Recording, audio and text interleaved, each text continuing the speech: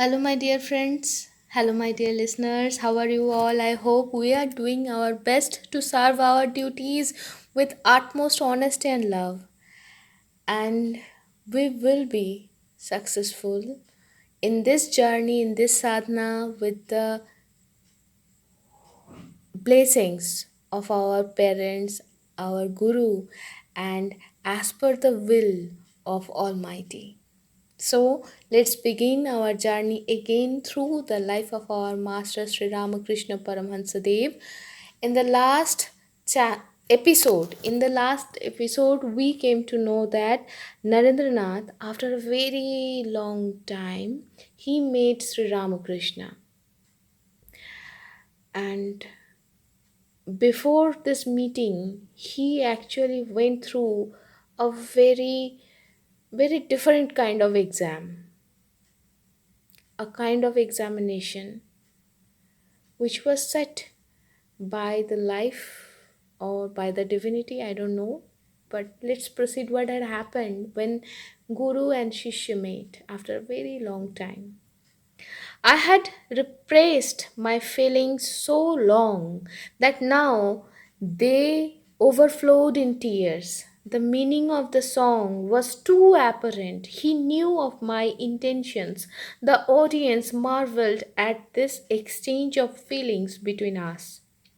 When the master regained his normal mood, some of them asked him the reason of it, and he replied with a smile, "Oh, it was something between him and me." Then at night he dismissed the others and calling me to his side said, "I know you have come for the mother's work and will not be able to remain in the world, but for my sake stay as long as I live." Saying this, he burst into tears again. The next day, with his permission, I returned home. A thousand thoughts about the maintenance of the family assailed me. I began to look about again for a living by working in an attorney's office and translating a few books.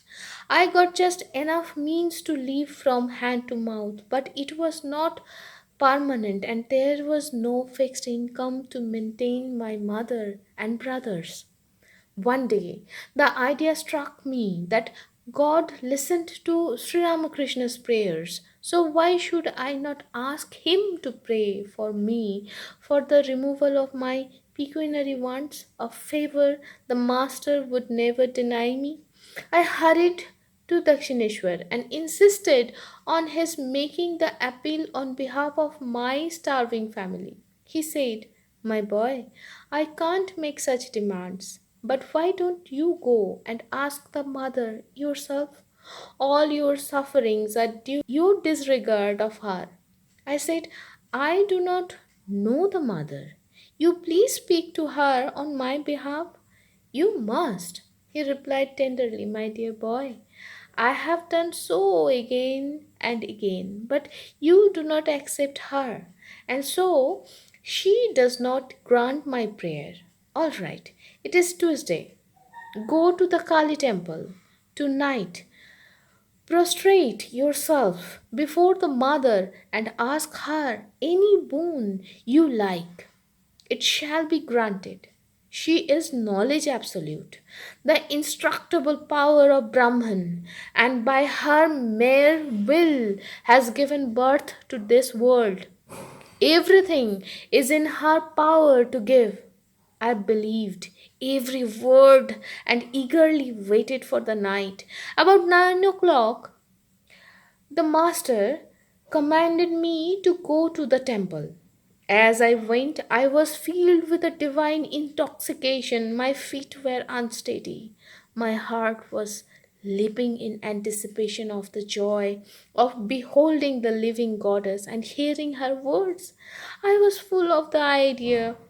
Reaching the temple, as I cast my eyes upon the image, I actually found that the Divine Mother was living and conscious, the perennial fountain of divine love and beauty.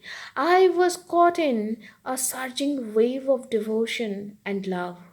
In an ecstasy of joy, I prostrated myself again and again before the Mother and prayed, Mother, give me discrimination, give me renunciation, give unto me knowledge and devotion.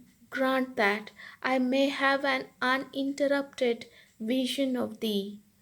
A serene peace regained in my soul. The world was forgotten, only the Divine Mother shone within my heart. As soon as I returned, Sri Ramakrishna asked me if I had prayed to the Mother for the removal of my worldly wants.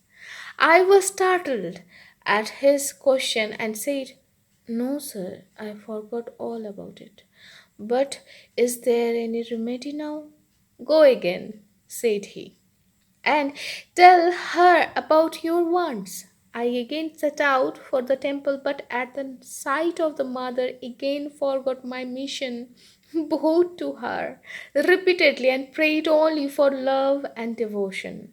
The master asked me if I had done it the second time. I told him what had happened. He said, How thoughtless! Couldn't you restrain yourself enough to say those few words? Well, try once more and make that prayer to her. Quick!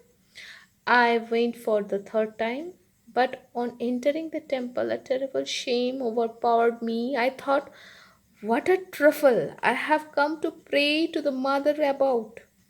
It is like asking a gracious king for a few vegetables. What a fool I am! In shame and remorse, I bowed to her respectfully and said, Mother, I want nothing but knowledge and devotion. Coming out of the temple, I understood that all of this was due to Sri Ramakrishna's will. Otherwise, how could I have failed in my object no less than thrice? I came to him and said, Sir, it is you who have cast a charm over my mind and made me forgetful. Now please grant me the boon that my people at home may no longer suffer the pinch of poverty. He said, Such a prayer never comes from my lips. I asked you to pray for yourself, but you couldn't do it. It appears that you are not destined to enjoy worldly happiness. Well, I can't help it. But I would not let him go. I insisted on his granting that prayer. At last he said, All right, they will never be in want of plain food and clothing. So, my dear friends, today I am stopping here. I hope that this journey which we are in right now, we must complete it with success in this life, with the blessings as per the wish of our Guru. So, with this, be happy, be jolly, keep praying. Jai Guru, Jai Guru, Jai Guru.